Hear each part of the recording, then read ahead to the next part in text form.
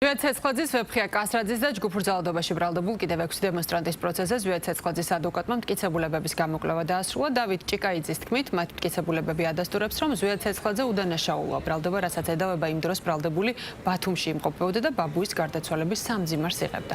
მისივე შეფასებით, ცეცხლაძე 30 ნოემბერს Facebook Live-ის ძალადობას ვერ დააორგანიზებდა და საქმეში არსებული ვიდეო უხმოდა, რაც მტკიცებულებად გამოყენებას შეუძლებელს ხდის.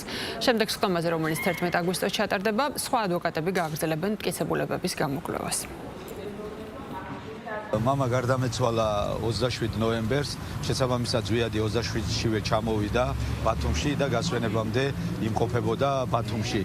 ზვიადს ლაივი ჩაწერილი აქვს 30 ნოემბერს და მას ედავებიან 27-ში, 28-ში, 29-ში განხორციელებულ ქმედებებს. ასახად დადასტურებულია, რომ არაფერი არ უმტკიცდება ზვიადს, არც ვიდეოთი და არანაირი სხვა მტკიცებულებაც არ არსებობს მის წინააღმდეგ. ბრალად შერაცხული დადგენილების მიხედვით, თითქოს ზვიად-ცეცხლაძე 28-29-30-ში აქტიურად მონაწილეობდა აქციაში და შესაბამისად აორგანიზებდა, მაგრამ გამოიკვეთა და დადგინდა, რომ ზვიად-ცეცხლაძე იმ დროისთვის თურმე როცა ის იყო ჭირისუფალი და იმყოფებოდა ქალაქ ბათუმში, ფიზიკურად მას არანაირი შეხება არ ქონია აქციის მიმდინარეობასთან, მაინც ბრალად აქვს წარდგენილი ზვიად-ცეცხლაძის აქციის ორგანიზება და ეს ძალადობრივი ჯგუფის ორგანიზება. ჩვენ გვაქვს მოლოდინი და დიდი იმედი, რომ სასამართლო ვიდეო ჩანაწერს, რომელიც ფაქტობრივად უშინაარსოა, ვერ დაეყრდნობა და ვერ გამოიყენებს მტკიცებულებად, რადგან ფიზიკურად არ იკითხება და არ ისმინება ამ ვიდეო ჩანაწერის მიხედვით, ვინ საუბრობს და საერთოდ საუბრობს თუ არა ვინმე. პატიმრობის გამოყენებას ითხოვდა პროკურორი, ვიხილეთ,